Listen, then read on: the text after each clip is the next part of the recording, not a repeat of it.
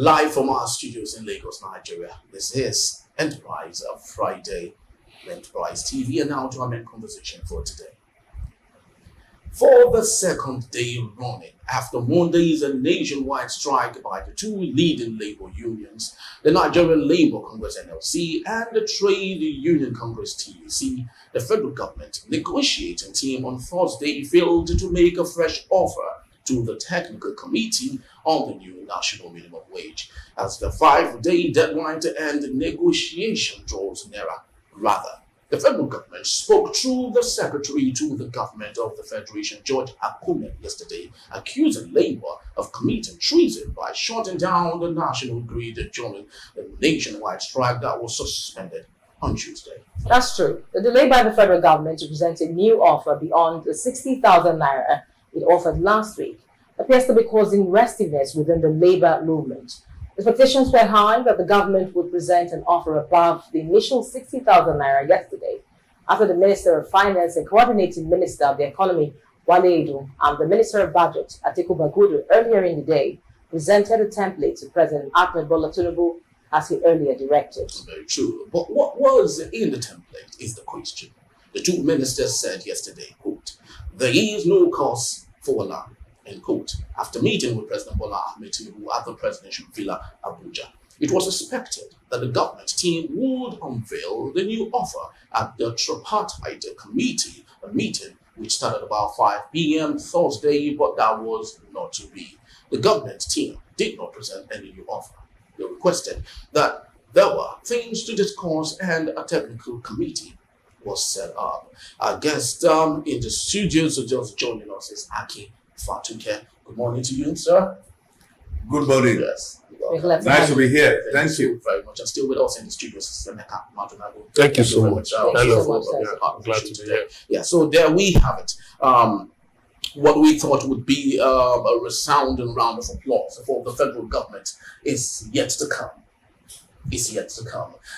Aki, what do you think? Do you see the federal government doing enough to create excitement in the minds and the spirit of the Nigerian workers? Well, I just say that they don't have a choice. Nigeria has been pushed to the wall.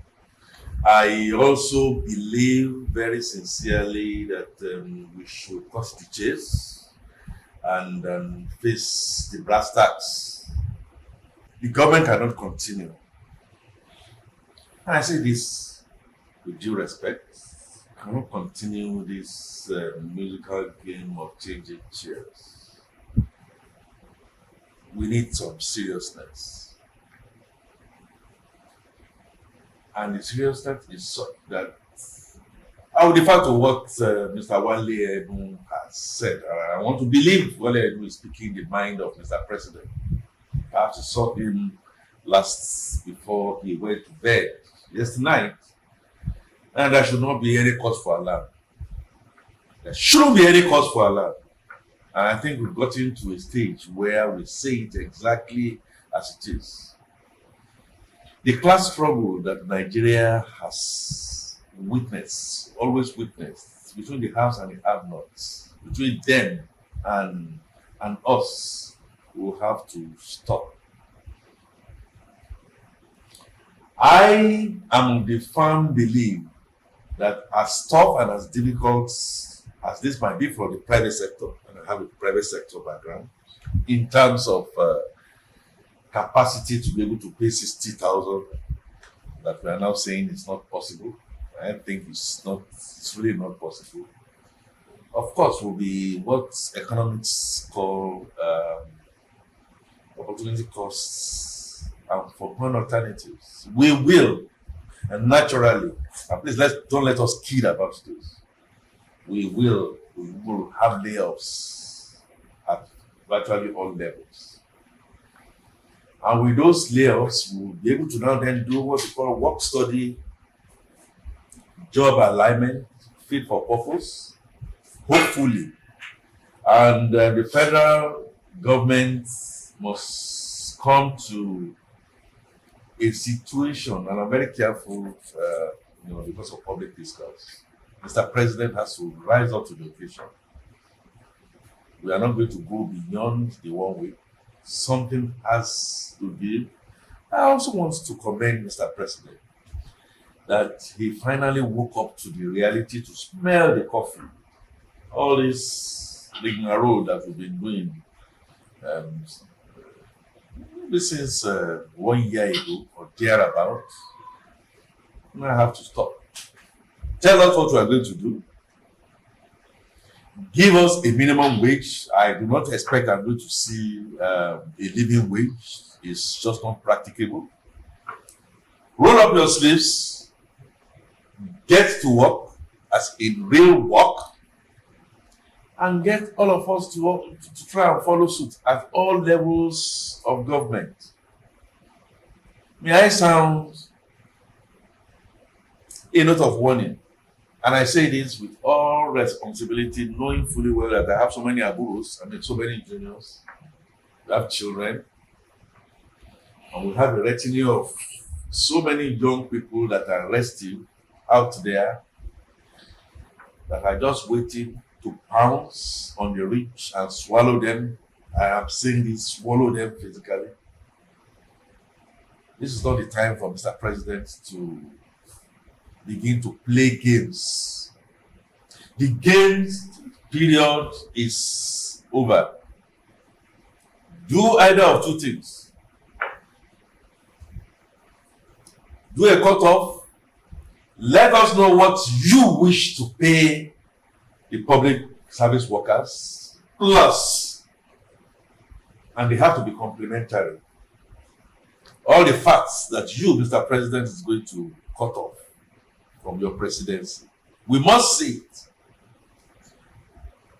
And by inference, what all the state governors must cut off, and what the National Assembly will also cut off. I also want to see what you are going to bring in. I'm sorry, I might be speaking in parables now. One, that's what you have for the workers, which in my mind should not really be anything less than 100,000, because you have to pay for lack of trust, wrong choices that you make, that have been made at top levels, and that we don't believe. Nobody believes you. You have to pay for that, at least to assuage. Secondly, Mr. President, my advice, come out and tell Nigerians what sacrifice. When I say sacrifice, I'm not talking about sacrifice of being the president, or being the National Assembly member, being the governor. What sacrifice are you going to bring to the table? To say, for instance, as an example, my pets, known and unknown, will be such that I am going to try and cut something substantial that we are going to be able to measure. We are going to say, for instance, your wife, beautiful lady, former senator for the Federal Republic, has no constitutional rule and should not be drawing anything from the coffers of government. And your son also has no, they remain your wife and your children. So this is what I mean by sacrifice. And likewise, if we do not see these two, I think you are talking about clapping, you will never hear any sound. Right. If you do not get that clap to get into something like that, Nigeria is tottering. All right. But I hope Nigeria is not going to go under. All right. Thank you. Thank you so much, Mr. Akin Fatunke. I love that you spoke dispassionately about the issue on the reference. Mr. Emeka, while 60,000 looks like an act of sheer bravura on the part of the federal government, the NLC is suspecting that maybe the federal government has something up its sleeves. I mean, looking at the fact that they are yet to make the big statement as to how much they are willing to pay. Help us understand what you think the federal government maybe, have in terms of the agenda of the federal government, why they are still dragging foot, so to speak. Yeah, well, the point is that whatever they are doing, whatever they are contemplating, the key thing is about the cost. Cost and cost. Do you want to pay 100,000? There's a cost to it. Do you want to pay 60,000? There's a cost to it. You know. Now, the fact of the matter is that I know the government will be contemplating seriously, what to do so that the country does not, spiral into a crisis. For the government, paying that money isn't really a problem because I know that people working in places like NNPC, FIRS, NCC are earning far ahead of their colleagues in the same Nigerian civil service. They are earning far ahead. There was a time somebody said we had about 13 different wage scales in Nigeria. That was the former Minister of Labour, and that it should be contracted. Now, I want to add that we don't need a minimum wage. Let's just have a wage level. Scrap the Revenue Mobilization Commission. It has no business in a federating in a federation. It has no business in a federation. Then let everybody be graded according to the same level. If it's okay, a cleaner is a cleaner in the National Assembly, let it be a cleaner across board. So even if it's in the private sector, it's the same expectation. Going up like that. Senator, if a senator is degraded as a level 17 officer, let it apply like that. House of Reps, level 16, let it be graded like that. Whatever it is, minister, level 17, let everybody be graded. You will see you cut off a lot of waste if we have a single wage. So it is not just to say minimum wage 100,000. A company that is grappling with paying salaries right now, when you now add more salaries, then it means that people will be laid off. And then the goal of sustainable employment, will be lost. So I think government is weighing all these things. But you see, sometimes I think in every government, you have hardliners. You have the hardliners, you have the moderates. I believe the hardliners, are pushing that let their labor, let them do their worst. That's why the SGF made that wrong statement. You cannot, in the middle of a negotiation, begin to, throw stones. You don't do that. You have already considered ground that you will not do this. No worker will be victimized. Why are you now telling labor that shutting down the national grid is treasonable? Okay, all the times the national grid is shut down, who committed the treason? Who committed the treason? People just want to grandstand. I could throw that grandstanding. We're not interested. Nigerians want to hear whether by Monday the strike will resume. Yes. They want to hear whether the strike will resume or whether you're going to give us a minimum wage today so that we now start adjusting. We now know whether the market women will adjust, rent will increase and all of that, But what I think too, government might be thinking about is maybe broadening the wage, broadening the wage system. There's a way government can contract, wage, wages, such that at the end of the day, the minimum wage might be 100,000 in figure, but what will come to the worker may not be more than 40,000.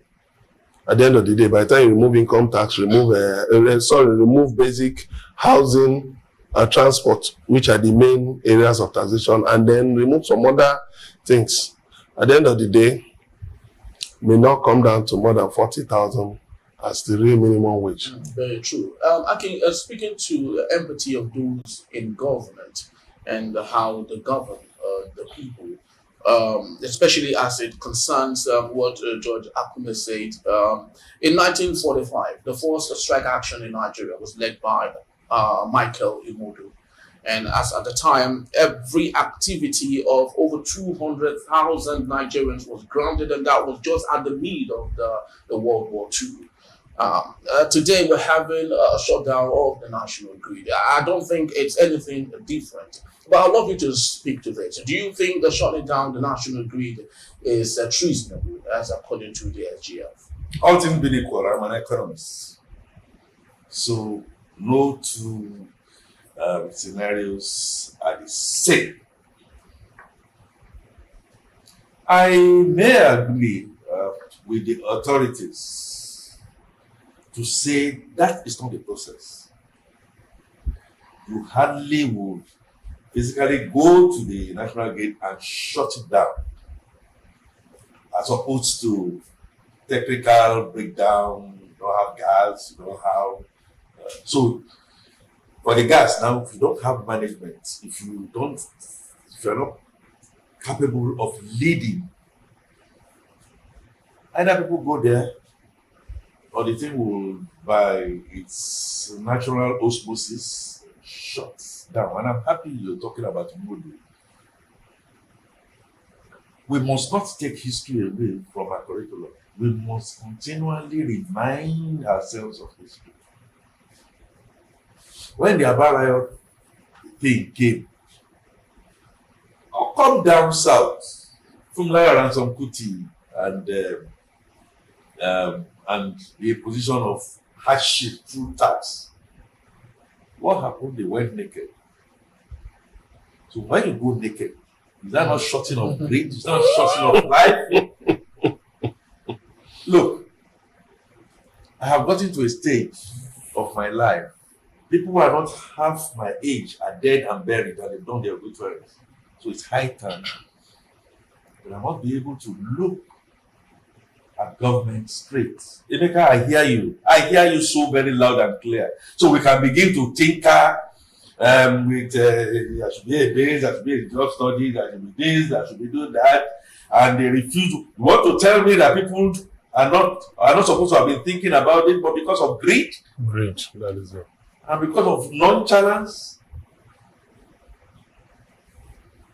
Emeka, we will get there. But right now, we have an emergency. Yes. The country is about to be shut down. Mr. President, I am afraid when the box stops on your table. Yeah. And that was the box that you're talking about is clear. Between now and Sunday, what I expect to see, even if you cannot get on National Council of States, whatever it is, wherever, even if it's for the short term, I'm not talking, not an economist. If you have to look for this money to do a tide over, get it on, make us do what we need to do by making sure that you sacrifice. Emeka, but I agree with you. That communication has to be integrated. Yeah. And when you do not have integrated communication, when you now begin to do what my dear brother, the Secretary of State, Secretary of Government, Secretary of Government, Government of is done, is panic. In my view, is panic. And whoever wants to come to equity and you are not prepared to come with clean hands, then you are not there. What is outside there? They know. Security reports, they know. Including the state governors, that Nigeria is on a tinderbox. You are talking about shutting the national grid. I didn't expect that was going to happen. I am pleading as a parent, as an elder, that hopefully we will not get there again. It should have happened. Nigeria will have been blown out of existence within 2-3 hours. They know. So if Mr. President has now decided that, well, you give me a template within 48 hours and that can be done, I think a decision needs to be taken. Yes, I can agree that at the end of the day, the decision will be, hey, what kind of death two suspects going into the deep blue sea or knocking yourself against a rock, death will come inevitably. But we must do something now.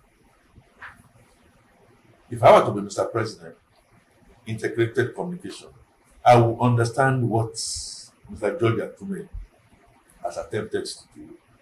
But a leader will rise beyond that day and begin to plead. That should not happen. It should not happen again. This is what we are doing. This is what we are doing. And it can be done within 48 hours. Let's begin to use these 48 hours as a benchmark timing to get what we need to get. People are dying. People are suffering. Let's get back to the drawing board. Emeka has spoken about labor, what we need to do. Revenue mobilization has no. Those are still tinkering. Let's go for the big ticket. And what is the big ticket? Nigeria is not working. We don't have a constitution that's going to take us to the next level. We have a leadership question. These are the big things. And we must own up to say, stop wanting to take a bullet. You can't be rough in a straight jacket. You can't. Or you can't be straight in a rough jacket. So come to it and say to continue to say Nigeria is not negotiable. Labor is just one aspect of it. Security, economics in doldrums. We must get to it. We are in an emergency world now. And what do you do when you get to an emergency world? Sometimes you don't wait for you to go and fill card or whatever it is. Just go straight. You must begin to apply seriously, draw back, and begin to lead by example. A word is enough for the wise. The foreboding is not looking good. If you were in Lagos yesterday, the rains came down. And then what did it mean?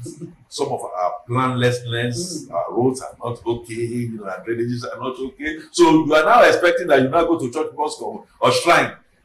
That problem is going to be resolved. You are deceiving yourself. So Nigeria and our leaders should not continue to deceive themselves and deceive us. It is pure and simple. Thank you. Very true. You see, one area we are not even talking about in all, is the adverse effect this is, shortly, doing to our economy. The nature and the adverse effect of brain drain. Imagine a medical doctor who is still being, he's waiting for people in power to debate how much he will be paid. Why wouldn't he want to, jet out of the country? So, Henry, I think it's not subtly, I think it's brazenly affecting our economy. And I did not agree less with Mr. Fatimke when he said Nigeria is on tenterhooks. Henry, you have no idea what people are going through. I mean, people are barely subsisting. The prices of goods, you have no idea. As at yesterday, beans was going from 9,500. This was 7 p.m. I'm giving you first-hand reports out of the market. Beans was going for 9,500 for a bucket, and then 4 measly fresh tomatoes for 1,000 naira. People are grappling with a lot to even feed. And then when we look at the federal government, I mean, the body language, it's quite obvious that they are bereft of empathy and, bereft of reality, so to speak, Henry. Very true. Of course, we have to just lay down our anchor for today. We'd love to say thank you also to Ake Fatimke for being part of the show. Thank you for coming. Thank you very much. I hope we have an African spring. Remember, Arab Spring. A word is enough for the wise. Thank you very much for having me. Thank you so very much. Thank you very much. Thank you also for being part of our show today. That's the size of our show today, Enterprise Friday. Please don't forget to subscribe to our YouTube channel at Enterprise TV7 and visit our website also at www.enterprisetvnews.com. I am Henry Igwebike. I'm Chinyere Igweobi. On behalf of the entire team, we want to say thank you. Bye-bye from us.